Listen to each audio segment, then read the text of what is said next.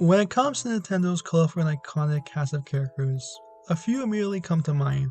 There's the interesting Captain Olimar, the humorous Rover, and the rip-roaring delight of King Dedede, to name a few. In recent years, there's been a character from one of the most niche franchises that I've been starting to develop a huge interest in. I've always known this character, but never knew much beyond that.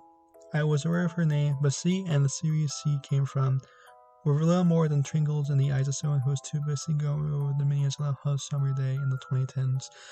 You better know her name, because Ashley! And I care now is all about the girl in the haunted mansion next door.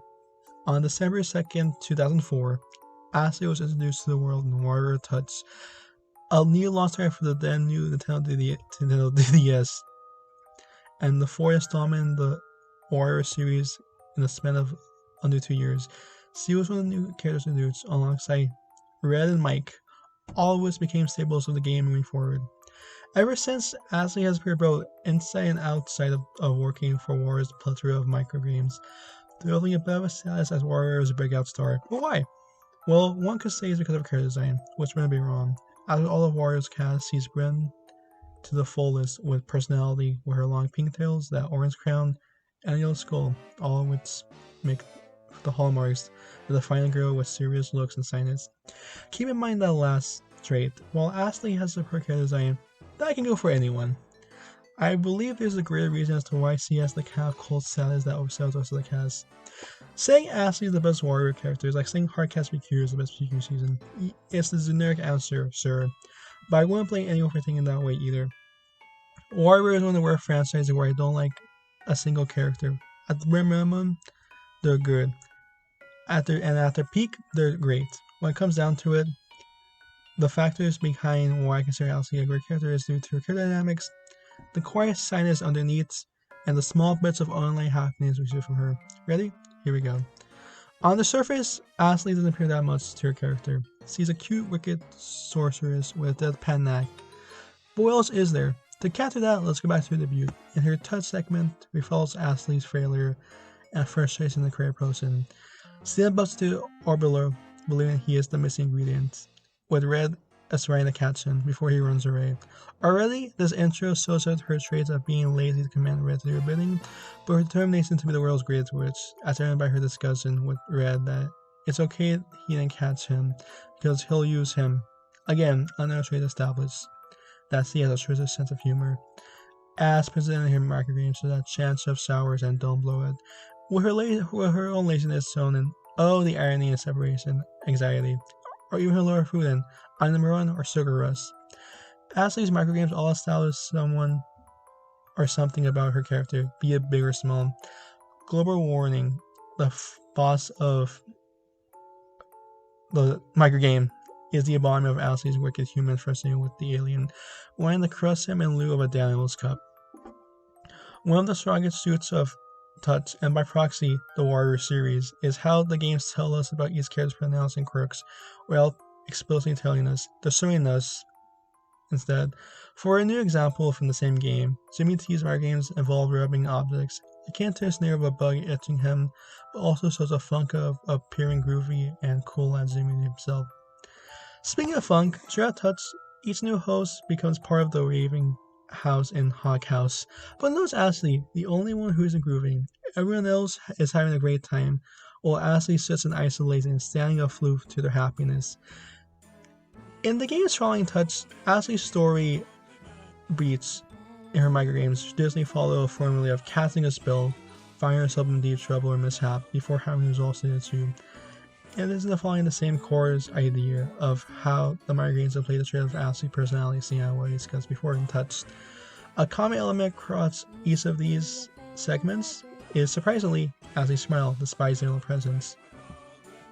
At the end of Smooth Moves, she smiles after seeing sees and creating the monstrous plants she's been trying to make all game. During her segment DEI, through yourself, she smiles when Allah masks appear. In Game & Wario, she smiles when the player, head pats her for comfort after constant hits. In Gold, we get the potluck gang scene of asking up to the work crew, embarrassed to admit it herself. And yet together, she smiles when she's finally having some fun. And then the most recent game, Move It, she smiles after Red constantly sharing her side with berries. in a strange sort of way. Surrah eats game, he smells in both Ashley's eyes, heart having saved Zori against what she appears to be, also recreate the meaning of dark humor and personalities. There are early examples of the latter, such as the goal opener where Ashley hangs up as soon as Wario calls her, or how she loses days where as a hamburger and get together, a tasty one at that. Her smile hides isolation and silence. A prime feature of Ashley I felt to miss in her friendship or lack thereof. Of course, she has Red, her best friend that's been there since the start. I think that's both her polar opposite and great, if catalyst has been in his own right, but that's about it. Stands for beef scenes and later games, where she is slowly starting to open up. At her core, Ashley longs to have friends like any other kid her age, despite being away from everyone else in the games for the most part, from her early expression of having to encounter Wario, or staying up partying. She is a girl who wants to break away from how alone she is, but has some trouble doing so. In her song, Ashley gloats about how amazing she is and her girl to become the world's greatest rich, or at least among them, but she can barely get her spells right half the time. This is the ego of a girl who gets things wrong half the time and right half the time, brilliant but lazy, as evident in a lot of the scenarios Ashley finds herself in. The WarioWare games in general are more akin to a gag-based series as Splinter Ninja, where the humor is what everyone knows it best for, but even still, Ashley's fundamental character desires remain the same, except by all the craziness of Diamond City. If we were to use material outside the games, Ashley's about sections in various sites always display this quiet sadness that is less grumpy and more serious. Of note, in the Japanese version of her song, she outright states that, "In the sea of the night, sky has plenty of stars. I am all alone. I want to make friends with everyone. What should I do?" As opposed to the English version, which only implies it.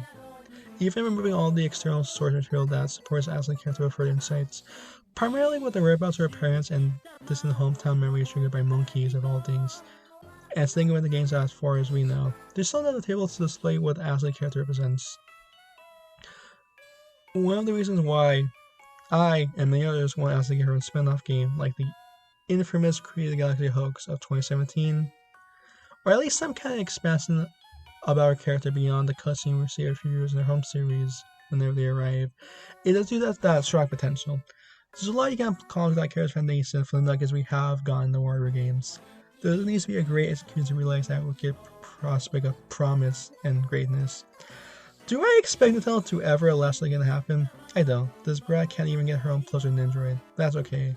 There's something about this character out of everyone in Nintendo's roster that makes me both happy, sad, confused, and interested. Bo and this girl's unlike personality has more than meets the eye, and just her character in general, which is a great little addition to Wario's grounded universe.